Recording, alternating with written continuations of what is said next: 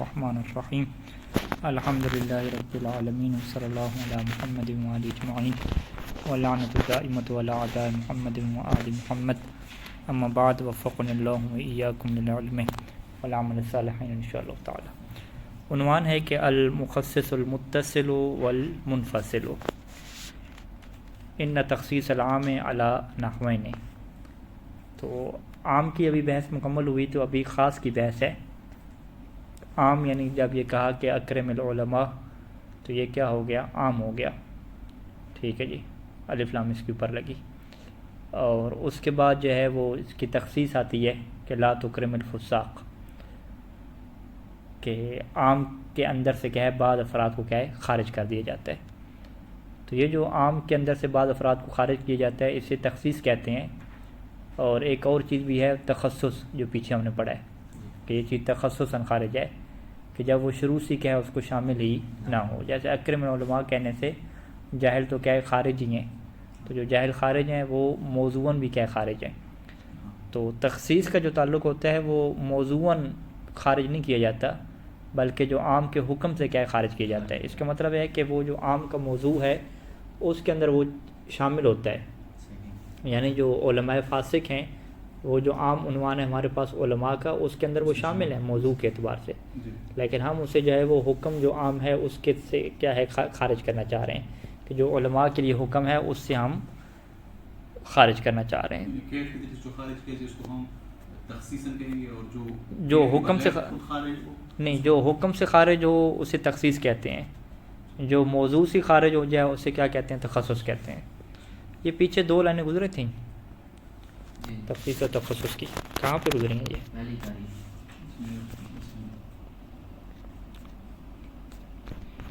یہ بالکل شروع میں گزرے۔ حکم سے خارج کرنے کے لیے ہاں یہ شروع میں گزری ہیں، بالکل تمہید کے اندر ہی گزری ہیں، تخصیص اور تخصص میں۔ وہاں پہ کہ تخصیص کی تخصص کی کیا تعریف کی تھی کہ لفظ شروع سے کیا ہے بغیر تخصیص کے اس فرد کو شامل ہی نہ ہو، ٹھیک ہے، غیر شامل لذالک شامل ہی نہ ہو۔ ادھر کیا ہے کہ لفظ اس کو شامل ہو، لیکن فقط حکم جو عام ہے نا اس سے کیا کرنا ہو، اسے خارج کرنا ہو۔ اچھا جی، تو ابھی ہم جو بحث کر رہے ہیں نا تخصیص کے لیے اس میں فعل کیا بنتا ہے؟ مخصص بنتا ہے، تخصیص کرنے والا۔ اسی مخصص کے بارے میں کیا گفتگو ہے؟ تو یا جو مخصص ہے ہمارے پاس آئے گا وہ متصل ہوگا یا منفصل ہوگا۔ متصل اور منفصل کا معنی واضح ہے۔ اگر ہم یوں کہتے ہیں کہ اکرم کل عالم الا الفساق، اکرم العلماء الا الفساق، یعنی ایک ہی جملے کے اندر وہ ہم نے ساتھ ہی کیا مخصص کا ذکر کر دیا، تو اس کو کیا کہتے ہیں؟ مخصص متصل کہتے ہیں۔ اور منفصل کیا ہوتا ہے کہ نہیں، وہ الگ جملے میں کیا ہم ذکر کریں گے۔ اکرم العلماء کہہ دیا، پھر دوبارہ سے کہا لا تکرم الفساق کہا۔ اب وہ جو الگ جملے میں ہم ذکر کریں گے وہ ضروری نہیں ہے کہ وہ عام کے بعد ہی ہو، وہ عام سے کیا پہلے بھی ہو جاتا ہے۔ عام سے پہلے ہم نے لا تکرم الفساق کہا اور بعد میں ہم نے کیا کہہ دیا جی؟ اکرم العلماء ہم نے کہہ دیا، ٹھیک ہے جی۔ تو یہاں پہ جو اصل بحث ہماری ہوگی کہ یہ جو عام ہے کیا عام کا ظہور اپنا ہوتا ہے یا عام کا ظہور نہیں ہوتا؟ تو یہاں پہ یہ نظریہ کہیں گے کہ مخصص متصل میں جو ہوتا ہے وہ عام کا ظہور ہوتا ہی نہیں ہے، ٹھیک ہے جی، جبکہ مخصص منفصل میں عام کا ظہور ہوتا ہے، لیکن وہ خاص کے آنے کے بعد وہ جو ظہور ہے وہ حجت نہیں رہتا، ٹھیک ہے۔ تو لہٰذا ہم کیا کہیں گے جی؟ مخصص متصل میں عام کا ظہور ہے ہی نہیں، تاکہ آپ کہیں کہ وہ حجت ہے یا حجت نہیں ہے، جبکہ مخصص منفصل میں کیا ہے؟ عام کا ظہور ہے، لیکن خاص کا ظہور اس کے اوپر مقدم ہو جاتا ہے، یعنی عام کا ظہور حجت نہیں رہتا۔ پھر یہاں پہ یہ سوال اٹھیں گے اور اس کے اندر یہ بحث ہوگی کہ خاص کا ظہور عام کے اوپر کیوں مقدم ہو جاتا ہے؟ بھی اس کی کیا وجہ بنتی ہے؟ عام کے ظہور کو آپ کیوں نہیں مقدم رکھتے؟ تو وہاں پہ پھر مصنف کہیں گے کہ خاص کا ظہور اقویٰ ہوتا ہے، ٹھیک ہے، اس وجہ سے مقدم ہو جاتا ہے، یا خاص کا ظہور جو ہے وہ زیادہ اظہر ہوتا ہے اس وجہ سے مقدم ہو جاتا ہے، یا خاص کا ظہور جو ہے وہ قرینہ بن جاتا ہے اور قرینہ جو ہے وہ ذیل قرینہ کے اوپر کیا ہو جاتا ہے؟ مقدم ہو جاتا ہے۔ تو یہ کیا ہے؟ ایک بحث کا ہمارے پاس کیا بن گیا؟ نقشہ بن گیا، ٹھیک ہے جی۔ اب عبارت سے ہم اس چیز کو حل کرتے ہیں کہ ان تخصیص العام علی نحوین، کہ عام کی تخصیص دو طرح سے ہوتی ہے۔ پہلی کیا ہے کہ ان یقترن بہ مخصصہ، کہ اس عام کا جو مخصص ہے وہ ملا ہوا ہو بہ، یعنی اسی عام کے ساتھ، فی نفس الکلام الواحد، اسی ایک ہی کلام میں، الملقى من المتکلم، کہ جو کلام کیا جا رہا ہے متکلم کی طرف سے۔ جیسے ہمارا یہ جملہ ہے اشہد ان لا الہ، لا الہ یہ عام ہے نا، یہ عام کیوں ہے؟ اس کو کیا کہتے ہیں؟ نکرہ فی سیاق نفی۔ لا الہ کو کیا کہتے ہیں؟ نکرہ فی سیاق نفی۔ لا نفی ہے، الہ کیا ہے؟ نکرہ ہے، تو نکرہ فی سیاق نفی کس کا فائدہ دیتے ہیں؟ عموم کا فائدہ دیتے ہیں نا، ٹھیک ہے۔ تو یہ کیا ہو گیا؟ عموم ہو گیا ہمارے پاس لا الہ۔ الا اللہ کیا ہے؟ اس کے لیے مخصص ہو گیا، جیسے الا الفساق کہا تھا نا، یہاں پہ الا اللہ کیا ہو گیا؟ اس کے لیے مخصص ہو گیا، ایک ہی کلام میں۔ وَيُسَمَّى الْمُخَصِّصُ الْمُتَّصِلُ، اسے کیا کہتے ہیں جی؟ مخصص متصل کہتے ہیں۔ فَيَكُونُ قَرِينَةً، پس یہ قرینہ بن جاتا ہے۔ کون قرینہ بن جاتا ہے؟ مخصص متصل۔ مخصص متصل قرینہ بن جاتا ہے کہ اعلی ارادت ما عدا الخاص من العموم، کہ عموم سے جو مراد لی گئی ہے نا وہ اس خاص کے علاوہ مراد لی گئی ہے، کہ لا الہ کوئی معبود نہیں ہے، کوئی بھی معبود نہیں ہے، لیکن کس کے علاوہ؟ ما عدا الخاص، اس اللہ کے علاوہ، ٹھیک ہے جی۔ تو یہ قرینہ بنتا ہے کہ یہ جو لا الہ جو عمومی ہم نے حکم لگایا ہے نا، اس عمومی حکم سے جو ہے وہ یہ جو خاص ہے وہ کیا ہے؟ خارج ہے۔ تو اس کے اوپر قرینہ کون بنا ہے؟ مخصص متصل کیا بنا ہے؟ قرینہ بنا ہے۔ اچھا جی، اب یہاں پہ ایک اور قرینہ کی بحث کر رہے ہیں کہ جس کو ہم کیا کہتے ہیں جی؟ قرینہ لبی کہتے ہیں۔ یہ جو ابھی قرینہ آیا نا الا اللہ، اس کو کیا کہتے ہیں؟ قرینہ لفظی کہتے ہیں۔ یعنی جب یہ سوال اٹھتا ہے کہ لا الہ عموم تھا، یہ عموم اللہ کو شامل کیوں نہیں ہوا، تو آپ جواب کیا دیں گے کہ بھئی الا اللہ جب لفظ جو آ گیا، قرینہ لفظی آ گیا، تو اس نے خارج کر دیا کہ اس عموم کو کیا ہے؟ اللہ شامل نہیں ہے۔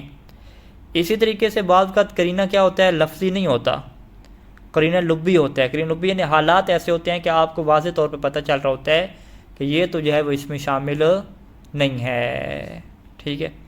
اس کی مثال کچھ شروعات والوں نے کیا دی کہ جیسے جو ہے وہ مولا کہے کہ آپ جو ہے وہ سب گھر والوں کو گوشت کھلائیں، ٹھیک ہے جی، اطعم اللحم کل اہل بیتی، ٹھیک ہے۔ اب یہاں پہ عموم ہو گیا نا، کل اہل بیتی، جتنے میرے گھر والے ہیں سب کو کیا کھلانا ہے؟ گوشت کھلانا ہے۔ تو اس میں اب قرینہ لبی کس بات کے اوپر ہے کہ کچھ افراد خارج ہیں۔ کون سے افراد خارج ہیں؟ چھوٹے بچے جو دودھ پینے والے ہیں، جن کے دانت ہی نہیں ہیں، ٹھیک ہے، یا جو بیمار جو کھا ہی نہیں سکتے۔ اب اس نے کہا تو نہیں ہے لفظوں میں، تو اس نے نہیں کہا نا کہ الا الرضیع، کہ جو دودھ پیتے ہیں ان کو گوشت نہیں کھلانا، اس نے کہا تو نہیں ہے، لیکن آپ کہتے ہیں یہ واضح طور پہ چیز پتہ چل رہی ہے کہ جب گوشت کی بات ہو رہی ہے تو گوشت جو ہے وہ اس بیمار کو نہیں کھلایا جائے گا جس کی نقصان دہ ہے۔ اسی طریقے سے کیا ہے؟ رضیع جو بچہ ہے اس کو بھی کیا ہے؟ نہیں کھلایا جائے گا جو دودھ پینے والا ہے۔ تو اب یہ بچہ، رضیع اور جو مریض ہے یہ کیسے خارج ہوئے؟ یہ بے برکت قرینۃ لبیہ، لب عقل کو کہتے ہیں، قرینہ عقلیہ بھی سے کہتے ہیں۔ تو یہ قرینہ عقلیہ کی وجہ سے کیا ہوئے ہیں؟ خارج ہوئے ہیں۔ اور اس کو مصنف نے تعبیر کیا ہے قرینہ حالیہ سے، ٹھیک ہے۔ وَتُلْحَقُ بِهِ، یعنی تلحق بالمخصص المتصل، مخصص متصل کے ساتھ ملحق کیا گیا ہے۔ بل ہے منہ، بلکہ یہ مخصص متصل ہی ہے، ملحق کی آپ بات ہی نہ کریں، خود سے کیا کہہ دیں؟ مخصص متصل کہہ دیں۔ کون سی چیز ہے؟ القرینۃ الحالیہ، وہ قرینہ حالیہ ہے کہ المقتنف بہل کلام، کہ جس کے ساتھ کلام کیا ہے؟ ملا ہوا ہوتا ہے۔ الدالت، اور یہ قرینہ حالیہ دلالت کر رہا ہوتا ہے کہ علی ارادت الخصوص علی وجہ، کہ یہاں پہ خصوص کا جو ہے وہ اس طریقے سے ارادہ کیا گیا ہے کہ یصح تعویل المتکلم علیہ فی بیان مرادہ، فی بیان مرادہ، کہ متکلم کے لیے صحیح ہے کہ وہ بھروسہ کر لے علیہ، اسی قرینہ کے اوپر، فی بیان مرادی، اپنی مراد کو بیان کرنے کے لیے، اور متکلم کو ضرورت نہیں ہے کہ لفظوں کی شکل میں اس کی کیا کرے؟ صراحت کرے، وضاحت کرے، ٹھیک ہے۔ تو لہٰذا ہم یہاں پہ کہہ سکتے ہیں کہ قرینہ جو یوں کہیں کہ عام سے کچھ افراد کو جو خارج کرنے کے لیے ہمیں کیا چاہیے ہوتا ہے؟ قرینہ چاہیے ہوتا ہے، اور اس قرینہ کی دو قسمیں ہیں، قرینہ لفظیہ ہوتا ہے یا قرینہ لبیہ ہوتا ہے، یا قرینہ حالیہ اس کا نام جو مصنف نے رکھا۔ جو قرینہ لفظیہ ہے اسے مخصص متصل کہتے ہیں، اور جو جناب علی قرینہ لبیہ ہے اسے کہتے ہیں کہ یہ مخصص متصل کے ساتھ ملحق ہوتا ہے، ملحق بے مخصص متصل۔ علیکم السلام۔ اسے یعنی ملحق بے مخصص متصل کہیں، یا جو ہے وہ مصنف نے جملہ مترجمہ کیا لکھا کہ خود اسے کیا کہتے ہیں، مخصص متصل کہتے ہیں۔ اگر خود سے مخصص متصل کہتے ہیں تو پھر اس کے آپ کیا کہیں گے، آپ یوں کہیں گے کہ مخصص متصل کی دو قسمیں ہیں، کہ مخصص متصل یا لفظوں میں ہوگا یا جو ہے وہ حالات اور لب میں ہوگا۔ لفظوں میں ہوگا تو الا اللہ ہوگا، اگر حالات میں ہوگا تو وہ ایسے حالات ہوں گے کہ جن کی صراحت کرنے کی متکلم کی ضرورت نہ پڑتی ہو۔ صحیح ہو گیا؟ یہ کس کی بحث تھی؟ مخصص متصل کی بحث تھی۔ دوسری جو ہے مخصص منفصل ہے، اس کی تعریف کیا ہے کہ ان لا یقترن بہ مخصصہ فی نفس الکلام، لا یقترن بہ یعنی بالعام، یعنی عام کے ساتھ نہ ملا ہوا ہو اس کا مخصص فی نفس الکلام، خود اسی کلام میں، بل یارد فی کلام آخر، بلکہ وہ الگ کلام میں کیا آیا ہوا ہو۔ اب وہ کلام عام کے بعد ہونی چاہیے یا پہلے ہونی چاہیے؟ تو مصنف کیا فرماتے ہیں، قبلہ او بعدہ، کہ مخصص منفصل الگ کلام میں ہونا چاہیے، قبلہ چاہے وہ عام سے پہلے ہو، قبل العام، یا جو ہے وہ عام کے کلام کے بعد ہو۔ ٹھیک ہے، ہاں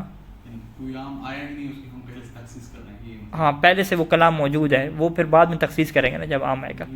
یعنی پہلے سے کہا ہوا لا تکرم علماء الفساق، ٹھیک ہے، پہلے سے ایک جملہ اس نے صادر کیا ہوا تھا کہ علماء فساق کا احترام نہیں کرنا، ٹھیک ہے جی۔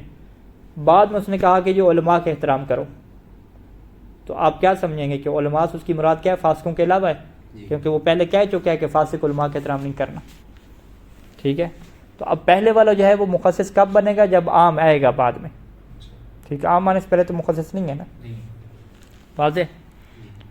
یا اسی طریقے سے اگر عام پہلے آ گیا تو اس عام کے لیے مخصص کیا بعد میں آئے گا، تو لہذا مخصص منفصل کا یہ مطلب نہیں ہے کہ جو بعد میں آتا ہے، پہلے بھی آ سکتا ہے، ٹھیک ہے۔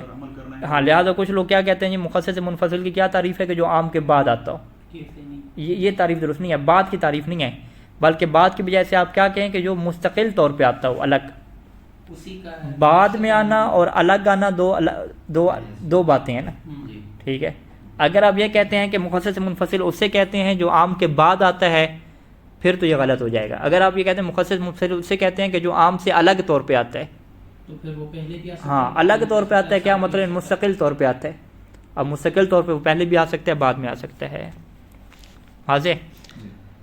وَيُسَمَّى الْمُخَصِّصَ الْمُنفَصِلَ، اسے کیا کہتے ہیں؟ مخصص منفصل کہتے ہیں۔ فَيَكُونُ أَيْضًا قَرِينَةً، پس یہ بھی کیا ہوتا ہے؟ قرینہ ہوتا ہے، کس بات کے اوپر؟ عَلَى إِرَادَةِ مَا عَدَى الْخَاصِ مِنَ الْعُمُومِ، کہ کس چیز کا ارادہ کیا گیا ہے؟ عموم سے کس چیز کا ارادہ کیا گیا ہے؟ ما عدا الخاص کا، کل اول جیسے کہ کیا پہلے ہے۔ اچھا، یہاں پہ کوئی قرینہ لبیہ کی بات نہیں کی، ٹھیک ہے، فقط کیا ہے ایک چیز کی قسم ہے۔ فَإِذًا لَا فَرْقَ بَيْنَ الْقِسْمَيْنِ، پس دو قسموں میں کوئی فرق نہیں ہے، کس جیسے کہ من ناحیۃ القرینۃ علی مراد المتکلم، کہ آپ کو مراد متکلم کے اوپر قرینہ مل جاتا ہے۔ وَإِنَّمَا الْفَرْقُ بَيْنَهُمَا مِن نَاحِيَةٍ أُخْرَى، اور اس میں فرق ایک اور ناحیت سے ہے۔ وہ ناحیت کون سی ہے؟ وہ جہت کون سی ہے؟ وَهِيَ نَاحِيَةُ انعقاد الظہور فی العموم، وہ یہ بحث ہے کہ آیا ظہور جو ہے وہ عموم میں منعقد ہوتا ہے یا منعقد نہیں ہوتا۔ فَفِي الْمُتَّصِلِ، جہاں تک متصل کی بات ہے تو لا ينعقد للکلام ظہور الا فی الخصوص، تو وہاں پہ اصلاً عام کا کوئی ظہور ہی نہیں ہوتا۔ لا الہ میں یہ جو عام ہے نا، کوئی دنیا میں کوئی بھی معبود نہیں ہے، اس کا اصلا ظہور ہی نہیں ہوتا۔ اگر اس کا ظہور ہے تو کس میں ہے؟ الا فی الخصوص، فقط کیا خاص میں ہے، کہ سوائے اللہ کے کوئی معبود نہیں ہے، شروع سے کیا اس کا یوں ہو رہا ہے۔ وفی المنفصل، لیکن منفصل میں کیا ہوتا ہے؟ ینعقد ظہور العام فی عمومہ، وہاں پہ عام کا ظہور اپنے عموم میں منعقد ہو جاتا ہے، غیر ان الخاص ظہور اقوا، لیکن چونکہ بعد میں خاص آ جاتا ہے تو خاص کا ظہور بھی ہوتا ہے اپنا، اس کا ظہور بھی ہوتا ہے، لیکن خاص کا ظہور کیا ہوتا ہے؟ اقوا ہوتا ہے، زیادہ قوی ہوتا ہے۔ فیقدم علیہ، پس اس خاص کو کیا ہے؟ عام کے اوپر مقدم کر دیا جاتا ہے۔ اور یہ کس باب سے ہوتا ہے کہ من باب تقدیم الاظہر علی الظاہر او النص علی الظاہر، کہ اظہر کو ظاہر پہ مقدم کریں یا نص کو ظاہر پہ مقدم کریں۔ نص اور ظاہر میں کیا فرق ہے؟ نص کسے کہتے ہیں؟ لا یحتمل فیہ احتمال آخر یا احتمال الخلاف، کہ جس میں کوئی احتمال خلاف نہ پایا جاتا اسے نص کہتے ہیں۔ اور ظاہر کسے کہتے ہیں؟ کہ جس میں احتمال خلاف موجود ہو لیکن وہ احتمال کیا ہو؟ لا یعتد بہ عند العقلاء، اتنا چھوٹا احتمال ہو کہ اس کی کوئی پرواہ ہی نہیں کی جاتی۔ یہ پھر اظہر اور نص ایک چیز ہوں گے یا الگ الگ؟ اظہر میں یہ ہے کہ تھوڑا سا احتمال رہتا ہے، پھر بھی ہوتا ہے۔ لیکن ظہور میں جو احتمال رہتا ہے ظاہر میں وہ تھوڑا احتمال زیادہ ہوتا ہے۔ ٹھیک وہی جیسے عالم اور عالم میں ہے، فقیہ اور افقہ میں فرق ہے۔ ٹھیک ہے، تو اس کا مطلب کیا ہو گیا جی؟ اگر ہم مصنف سے یہ سوال کریں کہ بھئی عام کا یہاں پہ ظہور آ گیا مخصص سے منفصل میں اور خاص کا ظہور بھی آ گیا، تو آپ خاص کے ظہور کو کیوں لیتے ہیں؟ تو وہ یہاں پہ کیا دلیل دیں گے کہ خاص کا ظہور کیا ہے؟ اقوی ہے۔ اقوی کیوں ہے؟ کیونکہ وہ اظہر ہے، زیادہ واضح ہے، کلیئر ہے۔ ٹھیک ہے، اس میں واضح طور پہ کہہ دیا کہ بھی ان لوگوں کا احترام نہیں کرنا۔ ٹھیک ہے، اچھا، وَالسِّرُّ فِي ذَلِكَ، اس میں راز کیا ہے کہ آپ خاص کو کیا مقدم کر رہے ہیں؟ کہ وہ خاص کا ظہور کیوں جو ہے وہ اقوی کہلاتا ہے؟ اوپر بتا تو دیا نا، اقوی کی وجہ سے کر رہے ہیں۔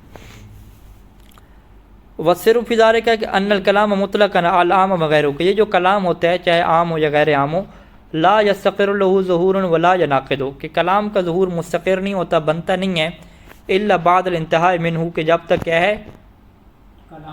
کلام مکمل نہ ہو جائے، والانقطاع عرفاً، اور عرفی طور پہ منقطع ختم ہو جائے، علی وجہ اس طریقے ختم ہو کہ لا یبقى بحسب العرف مجال، کہ عرف کے نزدیک اب یہاں پہ کوئی ضرورت نہ رہے کہ الحاق ہی بے ضمیمۃ، کہ اس کلام کو آپ ملحق کریں ایک اور ضمیمہ کے ساتھ، کہ تصلح ہو کہ جو اس بات کی صلاحیت رکھے کہ لأن تکون قرینۃً، کہ وہ قرینہ بنے، تصرفہ عن ظہور الابتدائی الاولی، کہ جو اسے ابتدائی جو اولی ظہور ہے نا اس سے کیا پھیر دے۔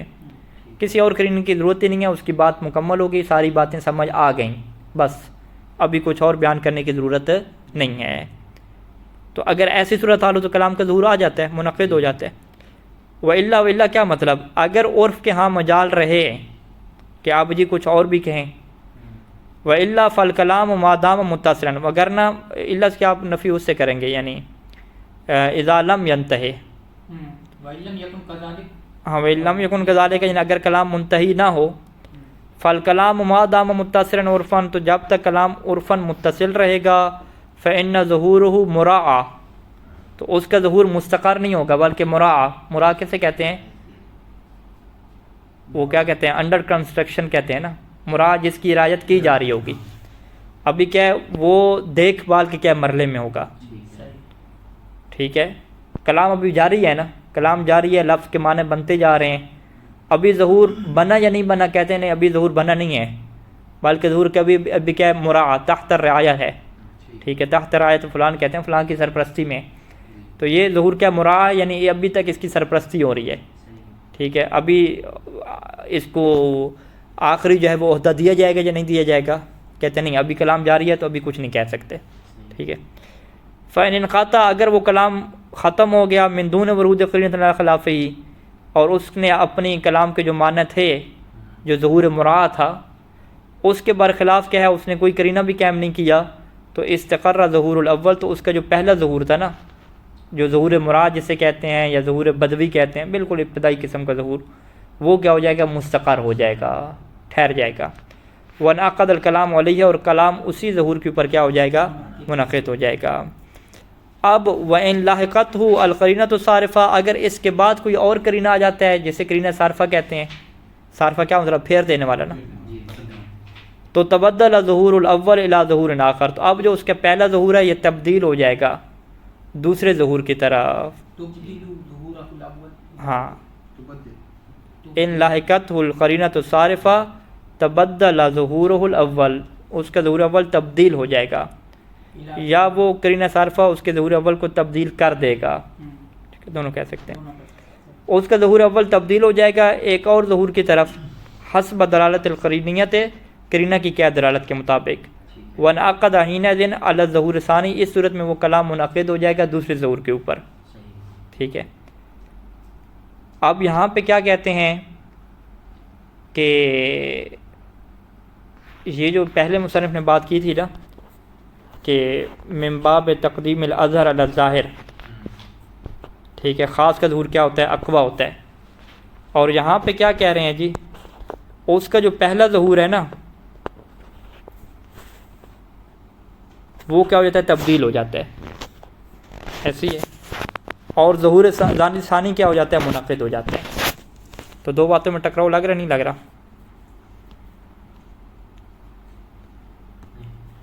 کیونکہ یہ جب تبدیلی کی بحث کر رہے ہیں نا، یہ اس کو کہہ رہے ہیں کہ لاحق قرینہ صارفہ اس کے ساتھ قرینہ صارفہ ایک ہی کلام میں آ رہا ہے، یہ تو متصل کی بحث میں چلا جائے گا نا، منفصل نہیں جائے گا. اس کے دو ظہور نہیں ہے. نہیں، قرینہ صارفہ تو اسی کی بات ہے نا، بعد میں ظہور آیا نا.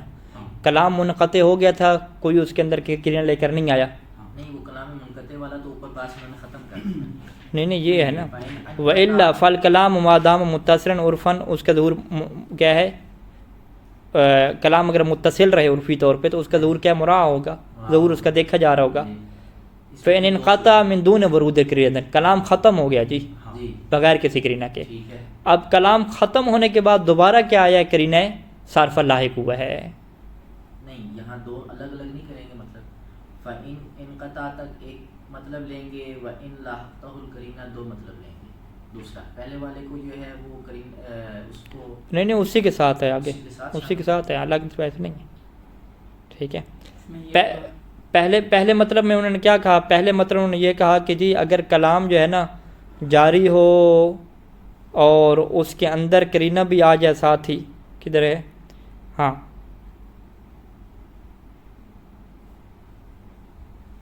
ٹھیک ہے، کہ کلام اگر منعقد ہو یعنی لا یستقر ظہور ولا ینعقد الا بعد الانتہاء، کہ کلام اگر منتہی ہو جاتا ہے تو پھر کیا اس کا ظہور بن جاتا ہے.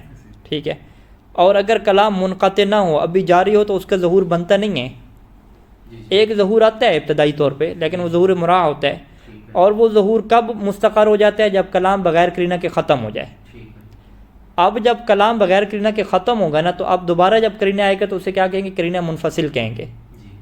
یہ جو قرینہ صارفہ ہے نا اس کو کیا کہتے ہیں؟ قرینہ منصرف کہتے ہیں. کیا کہتے ہیں؟ قرینہ منفصلہ. ٹھیک ہے، مخصص سے منفصل. تو اب مخصص سے منفصل آنے کے بعد جو ہے وہ اس کا جو ظہور اول ہے انہوں نے کیا کہا؟ وہ تبدیل ہو جائے گا، ظہور اول چینج ہو جائے گا. اور اب کلام کا ظہور اول ختم اور کلام کا ظہور ثانی کیا ہو جائے گا؟ آ جائے گا. جبکہ پہلے انہوں نے کیا کہا تھا کہ کلام کا جو عام کلام ہے اس کا ظہور اول بھی باقی رہے گا، خاص کا ظہور بھی آ جائے گا، لیکن خاص کا ظہور کیا ہو جائے گا؟ اقویٰ ہو جائے گا، اظہر ہو جائے گا. لہذا خاص کے ظہور کو کیا کریں گے؟ مقدم کریں گے. تو پہلے والی عبارت سے یہ لگتا ہے کہ مصنف یہ کہہ رہے ہیں کہ عام کا ظہور بھی رہتا ہے، وہ تبدیل نہیں ہوتا، لیکن خاص کے ظہور کو کیا مقدم کیا جاتا ہے. دوسری عبارت میں کیا کہہ رہے ہیں کہ نہیں جی عام کا ظہور تبدیل ہو جاتا ہے. ٹھیک ہے، تو عام کا ظہور تبدیل ہو جاتا ہے، کنورٹ ہو جاتا ہے. ٹھیک ہے. تو لہٰذا یہاں پہ جو ہے وہ شارحین نے یہاں پہ آ کے تعویل کی کہ اصل میں مصنف کی مراد یہی قرینہ والی بات ہے. ٹھیک ہے، اظہر اور ظاہر والی بات نہیں ہے. کیونکہ علماء اصولیوں کے یہاں پہ تھوڑا سا دقیق اختلاف ہے.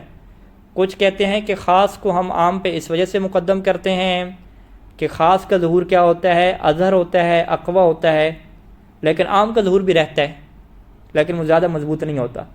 کچھ اصولیوں کو یہ نظریہ ہے. ہاں دونوں ظہور رکھتے ہیں، لیکن شیخ مظفر علیہ رحمہ کہتے ہیں اس نظریے کو نہیں مانتے. یہ بولتے ہیں من باب قرینہ وسیلہ. ہاں وہ کہتے ہیں کہ جی اصل بات کیا ہے کہ جب قرینہ منفصلہ آتا ہے نا تو پہلے والا ظہور ہی ختم ہو جاتا ہے. یہ نہیں ہے کہ عام کا ظہور باقی رہتا ہے، بلکہ عام کا ظہور کیا ہو جاتا ہے؟ ختم ہو کے چینج ہو جاتا ہے. شیخ کا یہ کلام ہے کہ بھائی یہ جو تقدیم ہوتی ہے اس تقدیم کا سبب صرف قرینہ ہونا ہوتا ہے، اس کا اظہار ظاہر نصب یہ نہیں ہوتا.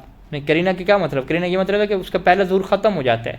ہاں اس میں یہ اس کے قائل ہیں کہ بھائی یعنی عام کے جو ظہور ہے اس میں حسب ضرورت وہ واقع قرینہ جو ہوتا ہے نا وہ تصرف کرتا ہے. یعنی عام کا جو ظہور ہے وہ تین چیزوں میں ہے، یعنی تین چیزوں میں ڈیوائڈ ہو جاتا ہے. ایک وہ عام ہے جو قطعی افراد کو شامل ہے، اور ایک وہ عام ہے کہ فرد مشکوک کو شامل کرنے کے لیے ہم اس سے تمسک کرتے ہیں اصالت ظہور، اور ایک وہ ظہور ہے جس کو آ کے جس سے آ کر یہ خاص آ کر ٹکرا رہا ہے. یعنی ہمارے پاس 3 افراد ہیں، ایک ہے علماء عدول، ایک ہے علماء فساق، ایک ہیں افراد مشکوکہ. کہ ان کو یہ ان کو علماء صادق تو آتا ہے ان پر کلی، لیکن ان کو اس میں داخل کرے یا نہ کرے. تو وہ جو درمیانہ والا ہے یعنی علماء فساق، اس میں آ کر یہ قرینہ کر ٹکراتا ہے. تو یہ والا جو ظہور ہوتا ہے اس کو وہ پھیر بھی دیتا ہے، اس سے وہ تعارض کی صورت میں مقدم بھی ہو جاتا ہے. باقی جو 2 چیزیں ہوتی ہیں ان میں وہ قائم مقام ہوتا ہے. یہی وجہ کہ جب فرد مشکوک آتا ہے تو مخصص کے بعد بھی ہم اس میں یعنی اس میں وہ اصالت عموم جاری نہیں. دیکھیں عام کا ظہور جو ہے نا، عام کا ظہور کیا ہوتا ہے کہ کچھ بھی اس سے خارج نہ ہو. عام کا ظہور کا مطلب یہ ہے کہ الشمول والے سیاب رہے، باقی کچھ بھی خارج نہ ہو اس سے. لیکن جب آپ مخصص سے منفصل لاتے ہیں تو اس سے ایک چیز خارج ہو جاتی ہے. جب خارج ہو جاتی ہے تو پھر عام کا ظہور باقی نہیں رہتا، وہ شمول والا باقی نہیں رہتا، کچھ افراد نکل گئے. ٹھیک ہے، تو اب اس کا مطلب کیا ہے کہ عام کا ظہور باقی نہیں رہتا کرینہ کی وجہ سے. تو یہ کرینہ بن جاتا ہے کہ وہ جو عام کا ظہور تھا نا وہ فقط ظہور مراع تھا. ظہور مراع کیا ہوتا ہے؟ ایک ظہور بدوی تھا، اس کے نام کیا رکھا ہوا ہے؟ ظہور بدوی رکھا ہوا ہے.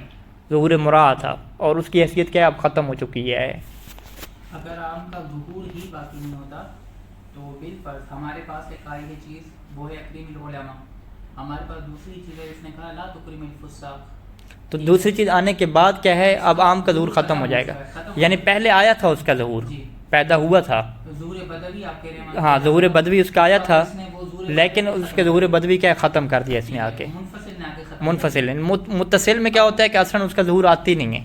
اب ہمارے پاس ایک مثلا فساق میں سے ہمارے پاس ایک فرد مشکوک ہے جو سغائر کا مرتکب ہے. ہم شک کر رہے ہیں کہ اس کیا کریں، اس کو یہ اما فساق میں داخل ہے یا یہ کہ نہیں، ہم اصالت عموم سے تمسک کرتے ہوئے اس کو داخل کریں. نہیں وہ آپ کے قائل ہو جائیں گے کہ اصلاً عام کا ظہور ہی نہیں ہے تو پھر اصالت عموم جاری نہیں ہو پائے گا نا. یہ آگے بحث ہے کہ جو مشکوک ہوتا ہے جسے شبہ مصداقیہ کہتے ہیں اس میں عام آپ جاری نہیں کر سکتے. ٹھیک ہے، یہ تفصیلی بحث وہاں پہ آئے گی. ٹھیک ہے، تو بہرحال میرا یہ سمجھنا ہے کہ یہ جو نیچے والی عبارت ہے یہ اوپر والی عبارت کی تشریح کر رہی ہے کہ کرینہ آ کے پہلے والے ظہور کو کیا کر دیتا ہے؟ تبدیل کر دیتا ہے. پہلے والے ظہور کو تبدیل کرنا وانعقد حینئذ علی الظہور ثانی. اب جو عام ہے یعنی جو پہلے والا ہے وہ منعقد ہو جاتا ہے، یعنی انعقد الکلام. اب کلام جو ہے وہ منعقد ہو جائے گا حینئذ، کب؟ قرینہ صارفہ آنے کی صورت میں. اس صورت میں استاد آپ کی یعنی تشریح توضیح کے مطابق گویا شیخ نے 2 نظریے مستقلاً بیان کیے. نہیں وہ پہلے کی تعویل کر دیں گے بس. اچھا، کیونکہ پہلے میں کیا ہے؟ پہلے میں تعارض ہو رہا ہے، تعارض کی صورت میں ہم اظہر کو مقدم کر رہے ہیں. یہاں پہ تعارض واقعی نہیں ہو رہا یہاں پہ. ظہور کے پنجے وہ مخصص نے گاڑنے نہیں دیا. تو عام خاص میں تعارض کی کوئی قائل نہیں ہے نا. تضامن کے تو قائل ہے نا، تضامن تو ہوتا ہے نا. ٹھیک ہے، نہیں عام خاص میں سارے کہتے ہیں کہ عرفی طور پہ دونوں میں جم ہو جاتی ہے. گرچہ عرف اس کو کر لیتا ہے لیکن پھر بھی ایک طرح کا تباین تضامن کی کیفیت تو ہوتی ہے. ہاں آپ یہ کہہ دیں کہ تھوڑی تنافی آپ کو لگ رہی ہوتی ہے لیکن ہوتی نہیں ہے، وہ بدوی ہوتی ہے، ابتدائی ہوتی ہے بس. ٹھیک ہے، کرینہ جب آ جاتا ہے تو پھر وہ ختم ہو جاتی ہے نا، بدوی جو کیفیت ہے. اچھا، تو اس کا مطلب کیا ہے کہ جو مخصص کو مقدم کرنا ہے وہ کرینہ کی وجہ سے کرنا ہے، کیونکہ کرینہ جو ہے وہ ذیل کرینہ کے اوپر کیا ہوتا ہے؟ مقدم ہوتا ہے. مخصص کو اور جو خاص ہے اس کو اظہر ہونے کی وجہ سے کیا ہے؟ مقدم نہیں کرنا. والذا اسی وجہ سے لو کانت القرینۃ مجملۃ، اگر کرینہ کیا ہو؟ مجمل ہو. او ان وجد فی الکلام ما یحتمل ان یکون قرینۃ، یا خود کلام کے اندر ایسی چیز موجود ہو کہ جس کے کرینہ بننے کا احتمال ہو. یعنی کرینہ ہے لیکن کرینہ مجمل ہے، یا خود کرینہ کے ہونے کا احتمال ہو.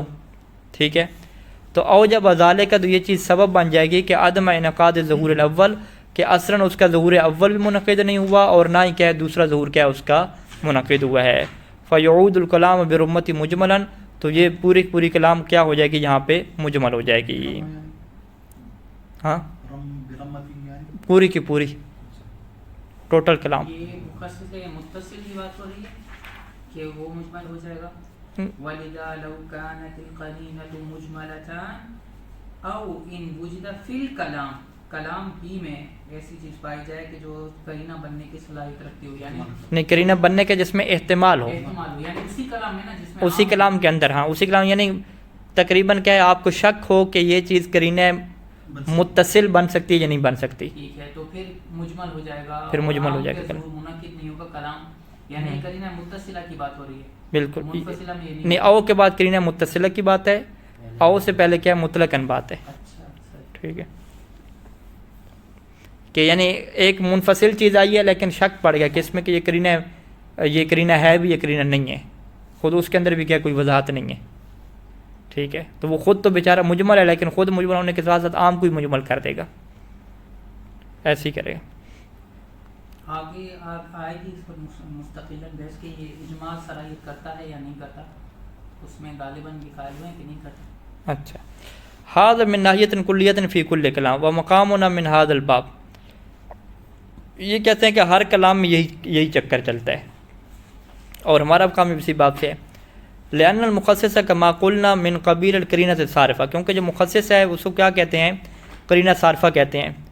فالعام لہو ظہور ابتدائی او بدوی فی العموم، پس عام کا جو ہے وہ ابتدائی ظہور ہوتا ہے، بدوی ظہور ہوتا ہے عموم میں. فیکون مراعا بانقطاع الکلام انتہائی، پس یہ جو ظہور ابتدائی اور بدوی ہے نا، یہ مراعا ہوتا ہے، یہ اس بات کے درپے ہوتا ہے کہ کلام ختم ہو جائے اور یہ جو ہے وہ ظہور کیا ہو جائے؟ ثابت ہو جائے.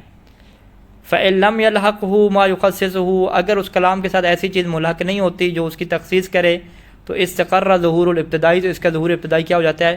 مستقر ہو جاتا ہے، ٹھہر جاتا ہے. وانعقد علی العموم، اور اسی عموم کے اوپر کیا ہو جاتا ہے؟ منعقد ہو جاتا ہے. وإن لاحقته قرینۃ التخصیص، اور اگر اس کے ساتھ قرینہ تخصیص ملحق ہو جائے قبل الانقطاع، انقطاع سے پہلے تو تبدل ظہور الاول، تو اس کا ظہور اول تبدیل ہو جاتا ہے. وانعقد له ظہور آخر حسب دلالت المخصص المتصل، اگر انقطاع سے پہلے کیا ہے ایک چیز آ گئی ہے تو پھر کیا ہو جائے گا؟ اس کا ظہور اول ختم اور ظہور آخر کیا ہے؟ مخصص متصل کے طور پہ قائم ہو جائے گا.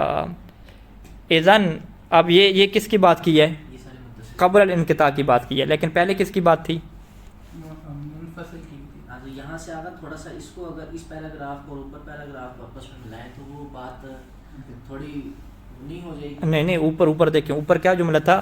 فإن انقطع من دون ورود قرینۃ علی خلافہ، عبارت ملی پیچھے کیا؟ پہلے انہوں نے منفصل کی بات کر دی. جی منفصل میں کیا ہوا؟ کلام منقطع ہو گیا، کوئی قرینہ وارد ہی نہیں ہوا، ٹھیک ہے، تو پھر اس کا ظہور اول کیا؟ مستقر بھی ہو جائے گا. مستقر بھی ہو جائے گا. ٹھیک ہے، یہی نیچے بھی یہی کہہ رہے ہیں کہ فإن لم يلحق ما يخصص استقر ظهور الابتداء وانقطاع على العموم. یہاں تک آپ بات، اور اوپر بھی اگر وإن لاحقت سے پہلے بات کریں تو یہ منفصل کی بات کر رہے ہیں ٹوٹلی. ہاں پھر وإن لاحقت القرینہ تخصیص قبل الانقطاع، ہاں اگر انقطاع سے پہلے تخصیص ملحق ہو جاتی ہے تو تبدل ظہور الاول، تو پھر ظہور اول کو قبل انقطاع لکھا ہوا ہے آپ کے پاس؟ جی نہیں، دوسرے پیراگراف میں وہ تو دوسرے آخر اوپر والے پہ ہے؟ اوپر والے میں نہیں ہے نا. میں یہ کہہ رہا ہوں کہ اگر اس کو آپ اوپر والے کے ساتھ تشبیہ دیں گے تو مراد یہ کہ اوپر والے میں بھی یوں کیا کہ پہلے انہوں نے منفصل کی بات کر کے پھر متصل کی بات کی ہے. یہ جا کر ہماری پچھلی والی بات کے ساتھ برابر ہو جائے گا جو انہوں نے پیچھے بھی کہا تھا کہ اصلا پہلے خاص کے لیے ظہور منعقد نہیں ہو رہا. کیوں؟ کیونکہ ابتدائی ظہور آیا تھا متصل کے لیے، لیکن خاص آتے ساتھ ہی اس نے پہلے والے کو تبدیل کر دیا متصل میں.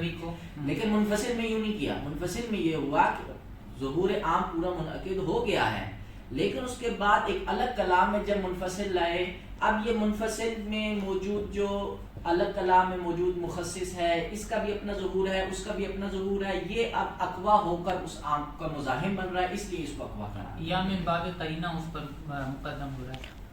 ہاں، یعنی آپ والی بات جو ہے نا وہ یوں ہے کہ وإن لاحقت القرینۃ الصارفہ، اس کا تعلق بھی جو ہے وہ اسی سے ہے کہ کلام کے منقطع ہونے سے پہلے قرینہ صارفہ منقطع مل جائے.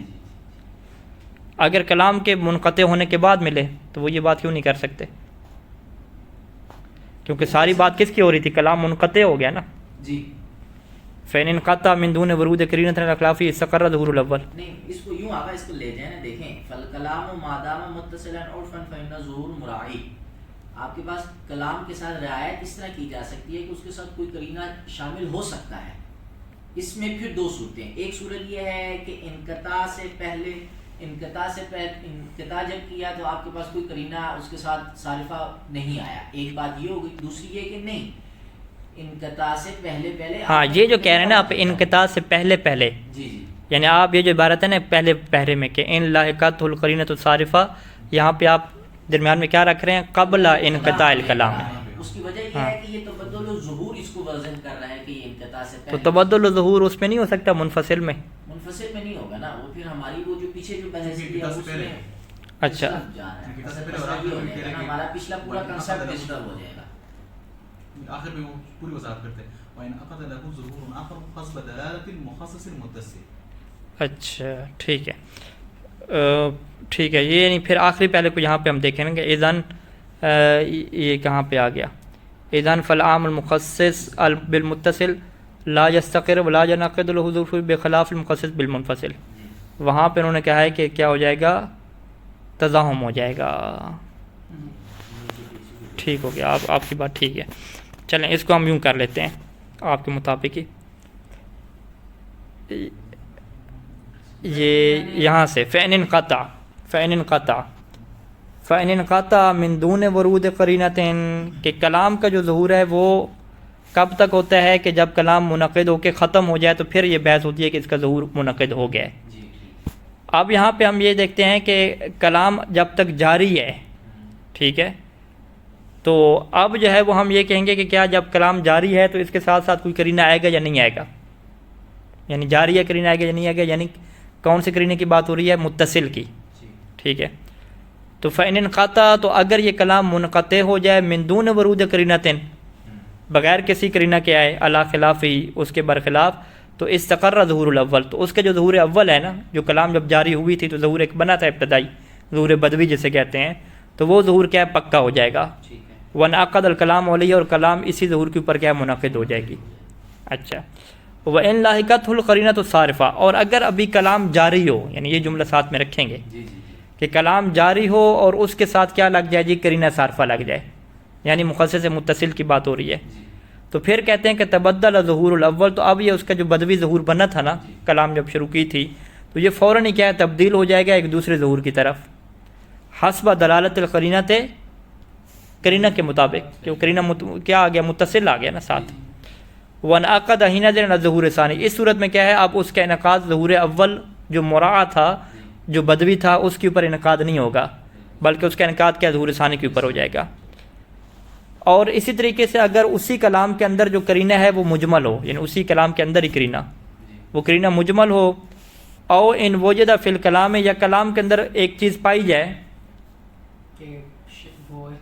لیکن ان وجدہ فی الکلام ما، یعنی کلام کے اندر ایک ایسی چیز پائی جائے کہ ما یحتمل ہو، کہ جس کے بارے میں یہ احتمال دیا جا سکے کہ ان یکون قرینتن، کہ وہ کیا قرینہ ہوگی، احتمال ہے قرینہ ہو، قرینہ بنے نہیں، تو او جب ذالک، تو یہ چیز سبب بنے گی کہ عدم انعقاد ظہور الاول، کہ وہ جو اس کا ظہور اول اور ظہور بدوی پیدا ہوا تھا وہ منعقد ہی نہ ہو، اور نہ ہی ولا ظہور آخر، نہ ہی کوئی دوسرا ظہور ہوگا، کیونکہ دوسرا ظہور موقوف تھا قرینہ کے اوپر، اور قرینہ کیا ہو گیا، مجمل ہو گیا، اور پہلا ظہور کیا تھا، وہ ویسے ہی مراعات تھا، وہ تو رکا ہوا تھا نا، تو لہذا کیا ہے، اس کا جو پہلا ظہور ہے وہ بھی کیا منعقد نہیں ہوگا.